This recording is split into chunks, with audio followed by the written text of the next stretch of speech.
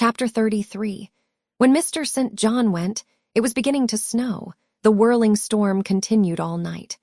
The next day, a keen wind brought fresh and blinding falls. By twilight, the valley was drifted up and almost impassable. I had closed my shutter, laid a mat to the door to prevent the snow from blowing in under it, trimmed my fire, and after sitting nearly an hour on the hearth listening to the muffled fury of the tempest, I lit a candle, took down Marmion, and beginning. Day set on Norham's castled steep, and Tweed's fair river broad and deep, and Cheviot's mountains lone, the massive towers, the donjon keep, the flanking walls that round them sweep, in yellow lustre shone. I soon forgot storm and music. I heard a noise. The wind, I thought, shook the door. No, it was St. John Rivers, who, lifting the latch, came in out of the frozen hurricane, the howling darkness, and stood before me, the cloak that covered his tall figure all white as a glacier. I was almost in consternation, so little had I expected any guest from the blocked-up vale that night. "Any ill news?" I demanded. "Has anything happened?" "No, how very easily alarmed you are," he answered, removing his cloak and hanging it up against the door, towards which he again coolly pushed the mat which his entrance had deranged. He stamped the snow from his boots. "I shall sully the purity of your floor," said he, "but you must excuse me for once." Then he approached the fire. "I have had hard work to get here, I assure you," he observed, as he warmed his hands over the flame. "One drift took me up to the waist. Happily the snow is quite soft yet." "But why are you come?" I could not forbear saying. "Rather an inhospitable question to put to a visitor. But since you ask it, I answer simply to have a little talk with you. I got tired of my mute books and empty rooms. Besides, since yesterday I have experienced the excitement of a person to whom a tale has been half told, and who is impatient to hear the sequel." He sat down. I recalled his singular conduct of yesterday, and really I began to fear his wits were touched. If he were insane, however, his was a very cool and collected insanity. I had never seen that handsome-featured face of his look more like chiseled marble than it did just now, as he put aside his snow-wet hair from his forehead and let the firelight shine free on his pale brow and cheek as pale, where it grieved me to discover the hollow trace of care or sorrow now so plainly graved. I waited, expecting he would say something I could at least comprehend, but his hand was now at his chin, his finger on his lip. He was thinking. It struck me that his hand looked wasted like his face. A perhaps uncalled-for gush of pity came over my heart. I was moved to say, "I wish Diana or Mary would come and live with you.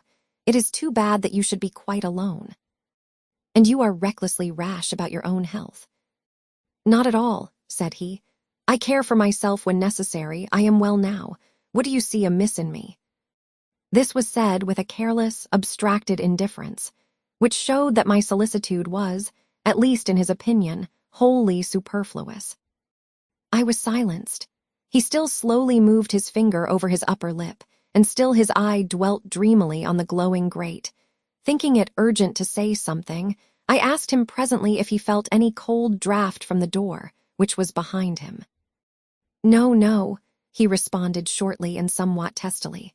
"Well," I reflected, "if you won't talk, you may be still. I'll let you alone now and return to my book." So I snuffed the candle and resumed the perusal of Marmion. He soon stirred. My eye was instantly drawn to his movements. He only took out a morocco pocketbook, thence produced a letter, which he read in silence, folded it, put it back, relapsed into meditation. It was vain to try to read with such an inscrutable fixture before me, nor could I, in impatience, consent to be dumb. He might rebuff me if he liked, but talk I would. "Have you heard from Diana and Mary lately?" "Not since the letter I showed you a week ago."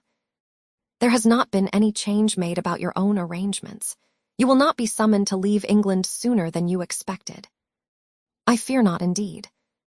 Such chance is too good to befall me." Baffled so far, I changed my ground. I bethought myself to talk about the school and my scholars. "Mary Garrett's mother is better, and Mary came back to the school this morning, and I shall have 4 new girls next week from the foundry close. They would have come today but for the snow." Indeed. Mr. Oliver pays for 2. Does he? He means to give the whole school a treat at Christmas. I know. Was it your suggestion? No. Whose then? His daughter's, I think. It is like her. She is so good-natured. Yes. Again came the blank of a pause.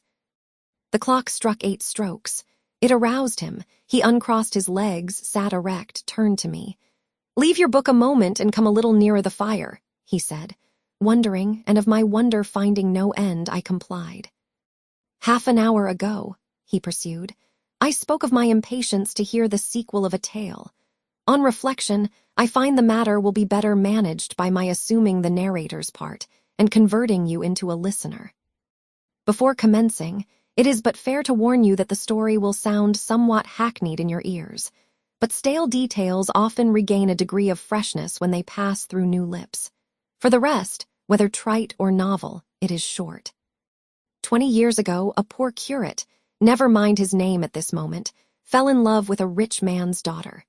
She fell in love with him and married him, against the advice of all her friends, who consequently disowned her immediately after the wedding. Before 2 years passed, the rash pair were both dead, and laid quietly side by side under one slab. I have seen their grave. It formed part of the pavement of a huge churchyard surrounding the grim, soot-black old cathedral of an overgrown manufacturing town in Shire. They left a daughter, which, at its very birth, Charity received in her lap, cold as that of the snowdrift I almost stuck fast in tonight. Charity carried the friendless thing to the house of its rich maternal relations. It was reared by an aunt-in-law called, I come to names now, Mrs. Reed of Gateshead. You start. Did you hear a noise? I dare say it is only a rat scrambling along the rafters of the adjoining schoolroom. It was a barn before I had it repaired and altered, and barns are generally haunted by rats. To proceed. Mrs. Reed kept the orphan 10 years. Whether it was happy or not with her, I cannot say, never having been told. But at the end of that time she transferred it to a place you know, being no other than Lode School, where you so long resided yourself. It seems her career there was very honorable. From a pupil, she became a teacher, like yourself. Really, it strikes me there are parallel points in her history and yours. She left it to be a governess. There, again, your fates were analogous. She undertook the education of the ward of a certain Mr. Rochester. Mr. Rivers, I interrupted. I can guess your feelings, he said, but restrain them for a while. I have nearly finished. Hear me to the end. Of Mr.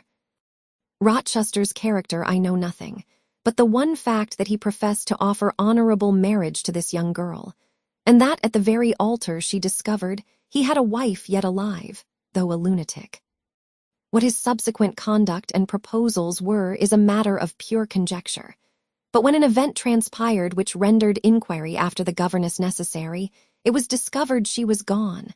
No one could tell when, where, or how. She had left Thornfield Hall in the night. Every research after her course had been vain. The country had been scoured far and wide. No vestige of information could be gathered respecting her. Yet that she should be found is become a matter of serious urgency. Advertisements have been put in all the papers. I myself have received a letter from one Mr. Briggs, a solicitor, communicating the details I have just imparted. Is it not an odd tale? Just tell me this, said I, and since you know so much, you surely can tell it me. What of Mr. Rochester? How and where is he? What is he doing? Is he well? I am ignorant of all concerning Mr. Rochester. The letter never mentions him, but to narrate the fraudulent and illegal attempt I have adverted to. You should rather ask the name of the governess, the nature of the event which requires her appearance. Did no one go to Thornfield Hall then? Did no one see Mr. Rochester? I suppose not. But they wrote to him. Of course. And what did he say? Who has his letters? Mr. Briggs intimates that the answer to his application was not from Mr. Rochester, but from a lady.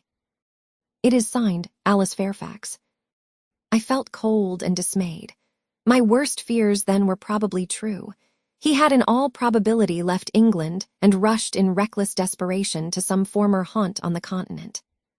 And what opiate for his severe sufferings, what object for his strong passions, had he sought there? I dared not answer the question. Oh, my poor master, once almost my husband, whom I had often called my dear Edward. He must have been a bad man, observed Mr. Rivers. You don't know him, don't pronounce an opinion upon him, I said with warmth. Very well, he answered quietly, and indeed my head is otherwise occupied than with him. I have my tale to finish. Since you won't ask the governess's name, I must tell it of my own accord. Stay, I have it here. It is always more satisfactory to see important points written down, fairly committed to black and white. And the pocketbook was again deliberately produced, opened, sought through. From one of its compartments was extracted a shabby slip of paper, hastily torn off. I recognized in its texture and its stains of ultramarine, and lake, and vermilion, the ravished margin of the portrait cover. He got up, held it close to my eyes, and I read, traced in Indian ink in my own handwriting, the words Jane Eyre, the work doubtless of some moment of abstraction. Briggs wrote to me of a Jane Eyre, he said. The advertisements demanded a Jane Eyre. I knew a Jane Elliot. I confess I had my suspicions, but it was only yesterday afternoon they were at once resolved into certainty. You own the name and renounce the alias. Yes, but where is Mr. Briggs? He perhaps knows more of Mr. Rochester than you do. Briggs is in London. I should doubt his knowing anything at all about Mr. Rochester. It is not in Mr. Rochester he is interested.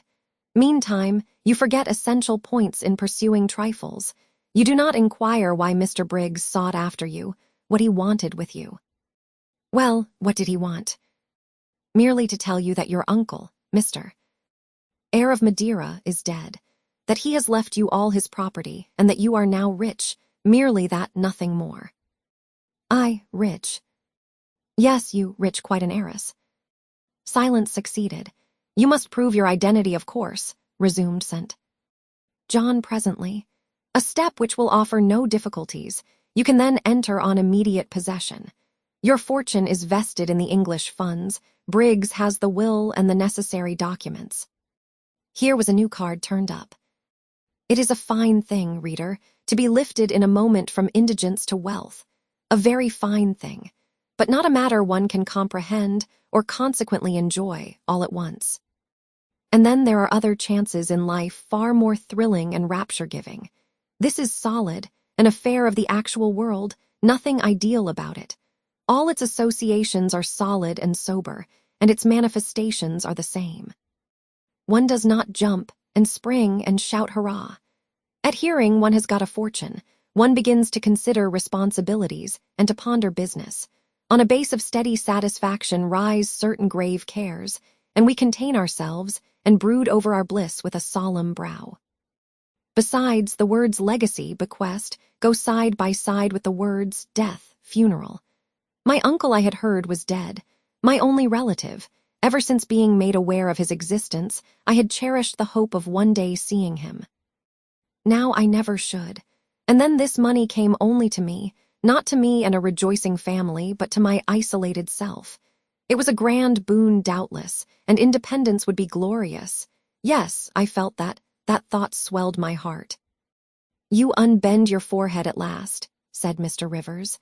I thought Medusa had looked at you, and that you were turning to stone. Perhaps now you will ask how much you are worth. How much am I worth? Oh, a trifle. Nothing, of course, to speak of. 20,000 pounds, I think they say. But what is that? 20,000 pounds. Here was a new stunner. I had been calculating on 4,000 or 5,000. This news actually took my breath for a moment. Mr. St. John, whom I had never heard laugh before, laughed now. Well, said he, if you had committed a murder and I had told you your crime was discovered, you could scarcely look more aghast. It is a large sum. Don't you think there is a mistake?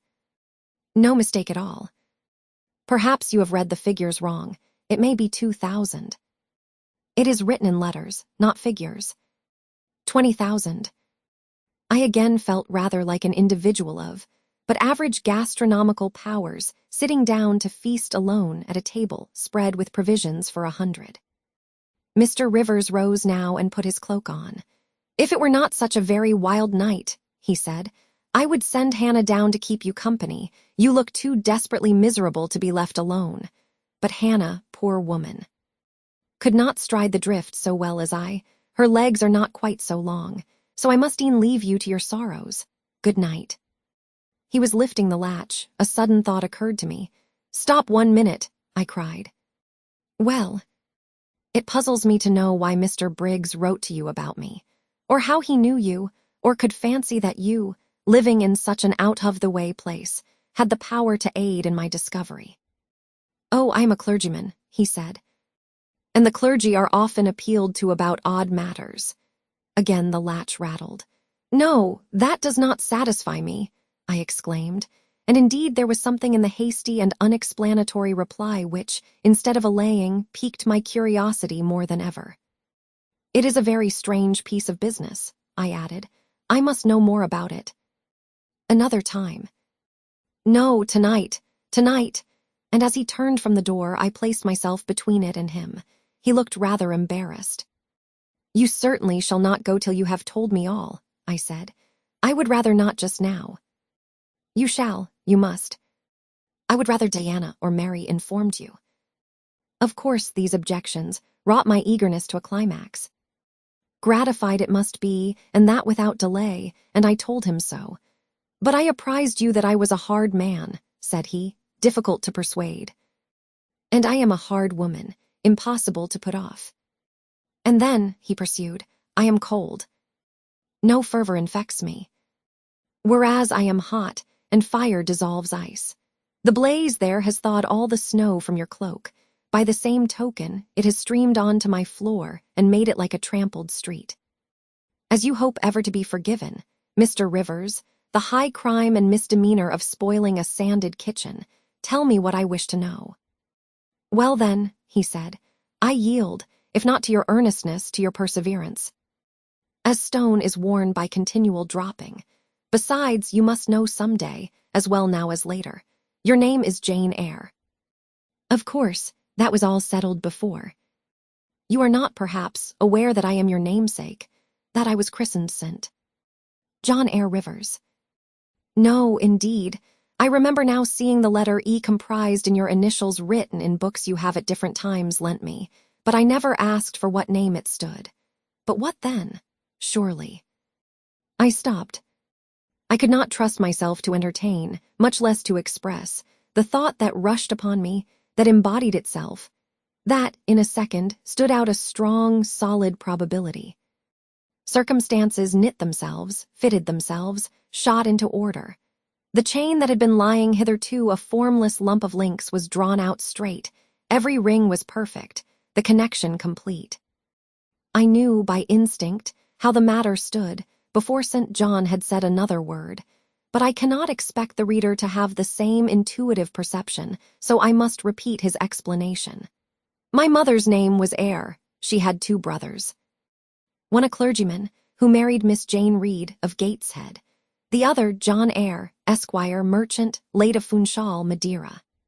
Mr. Briggs, being Mr. Eyre's solicitor, wrote to us last August to inform us of our uncle's death, and to say that he had left his property to his brother, the clergyman's orphan daughter, overlooking us, in consequence of a quarrel, never forgiven, between him and my father.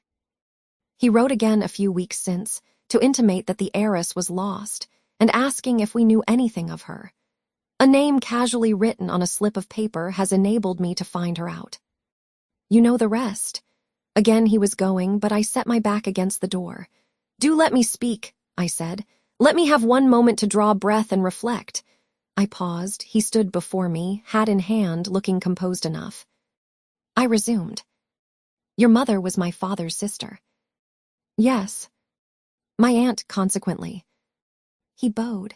"My Uncle John was your Uncle John. You, Diana, and Mary are his sister's children, as I am his brother's child." "Undeniably."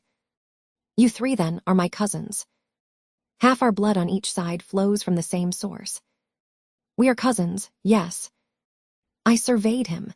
It seemed I had found a brother, one I could be proud of, one I could love, and two sisters whose qualities were such that, when I knew them but as mere strangers, they had inspired me with genuine affection and admiration. The two girls on whom, kneeling down on the wet ground, and looking through the low, latticed window of Morehouse kitchen, I had gazed with so bitter a mixture of interest and despair, were my near kinswomen. And the young and stately gentleman who had found me almost dying at his threshold was my blood relation. Glorious discovery to a lonely wretch. This was wealth indeed, wealth to the heart, a mine of pure, genial affections. This was a blessing, bright, vivid, and exhilarating, not like the ponderous gift of gold, rich and welcome enough in its way, but sobering from its weight. I now clapped my hands in sudden joy. My pulse bounded, my veins thrilled. "Oh, I am glad, I exclaimed. St. John smiled. "Did I not say you neglected essential points to pursue trifles?" he asked. "You were serious when I told you you had got a fortune. And now, for a matter of no moment, you are excited." "What can you mean? It may be of no moment to you. You have sisters and don't care for a cousin, but I had nobody. And now 3 relations, or 2, if you don't choose to be counted, are born into my world full-grown. I say again, I am glad." I walked fast through the room. I stopped, half suffocated with the thoughts that rose faster than I could receive, comprehend, settle them. Thoughts of what might, could, would, and should be, and that ere long. I looked at the blank wall. It seemed a sky thick with ascending stars. Every one lit me to a purpose or delight. Those who had saved my life, whom, till this hour, I had loved barrenly, I could now benefit. They were under a yoke. I could free them. They were scattered. I could reunite them. The independence, the affluence which was mine might be theirs too. Were we not 4? £20,000 shared equally would be 5,000 each, justice, enough and to spare. Justice would be done, mutual happiness secured. Now the wealth did not weigh on me. Now it was not a mere bequest of coin. It was a legacy of life, hope, enjoyment. How I looked while these ideas were taking my spirit by storm, I cannot tell. But I perceived soon that Mr. Rivers had placed a chair behind me and was gently attempting to make me sit down on it. He also advised me to be composed. I scorned the insinuation of helplessness and distraction, shook off his hand, and began to walk about again. "Write to Diana and Mary tomorrow," I said, "and tell them to come home directly." Diana said they would both consider themselves rich with £1,000, so with 5,000 they will do very well. "Tell me where I can get you a glass of water," said St. John. "You must really make an effort to tranquilize your feelings." "Nonsense. And what sort of an effect will the bequest have on you? Will it keep you in England, induce you to marry Miss Oliver, and settle down like an ordinary mortal? You wander. Your head becomes confused. I have been too abrupt in communicating the news. It has excited you beyond your strength. Mr. Rivers, you quite put me out of patience. I am rational enough. It is you who misunderstand, or rather who affect to misunderstand. Perhaps, if you explained yourself a little more fully, I should comprehend better." "Explain. What is there to explain?" "You cannot fail to see that £20,000, the sum in question, divided equally between the nephew and 3 nieces of our uncle, will give 5,000 to each. What I want is that you should write to your sisters and tell them of the fortune that has accrued to them."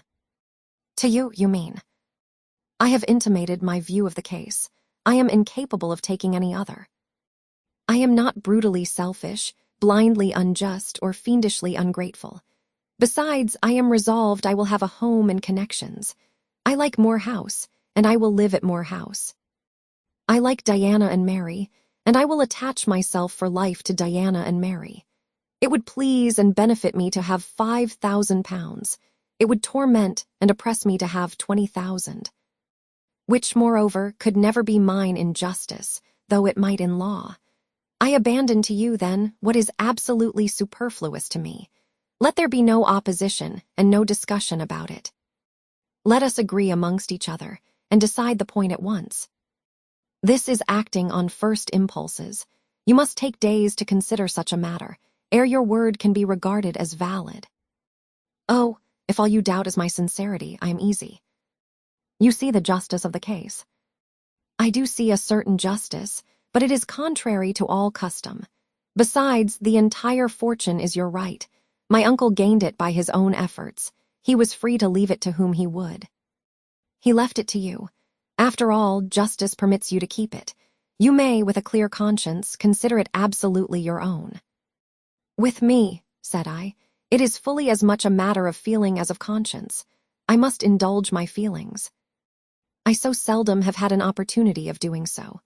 Were you to argue, object, and annoy me for a year, I could not forgo the delicious pleasure of which I have caught a glimpse, that of repaying, in part, a mighty obligation, and winning to myself lifelong friends. You think so now, rejoined St. John, because you do not know what it is to possess, nor consequently to enjoy wealth. You cannot form a notion of the importance £20,000 would give you, of the place it would enable you to take in society, of the prospects it would open to you. You cannot. And you, I interrupted, cannot at all imagine the craving I have for fraternal and sisterly love. I never had a home, I never had brothers or sisters. I must and will have them now. You are not reluctant to admit me and own me, are you? Jane, I will be your brother. My sisters will be your sisters, without stipulating for this sacrifice of your just rights. Brother, yes, at the distance of 1,000 leagues. Sisters, yes. Slaving amongst strangers. I wealthy, gorged with gold I never earned and do not merit.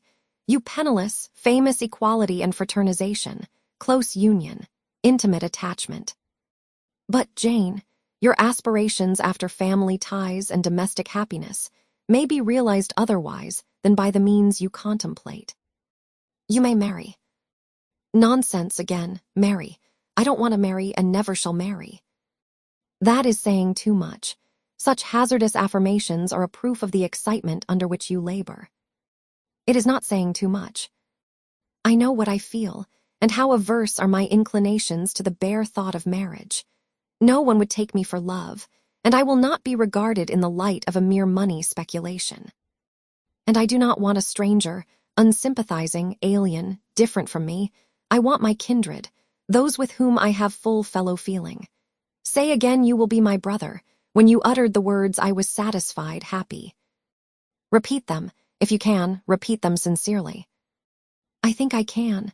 I know I have always loved my own sisters, and I know on what my affection for them is grounded, respect for their worth and admiration of their talents. You too have principle and mind. Your tastes and habits resemble Diana's and Mary. Your presence is always agreeable to me. In your conversation, I have already for some time found a salutary solace.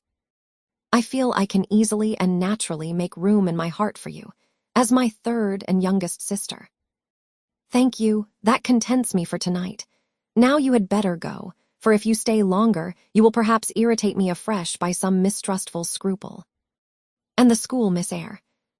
It must now be shut up, I suppose. No, I will retain my post of mistress till you get a substitute. He smiled approbation. We shook hands, and he took leave. I need not narrate in detail the further struggles I had, and arguments I used, to get matters regarding the legacy settled as I wished. My task was a very hard one, but as I was absolutely resolved, as my cousins saw at length that my mind was really and immutably fixed on making a just division of the property, as they must in their own hearts have felt the equity of the intention, and must, besides, have been innately conscious that in my place they would have done precisely what I wished to do, they yielded at length so far as to consent to put the affair to arbitration. The judges chosen were Mr. Oliver and an able lawyer. Both coincided in my opinion. I carried my point. The instruments of transfer were drawn out. St. John, Diana, Mary, and I each became possessed of a competency.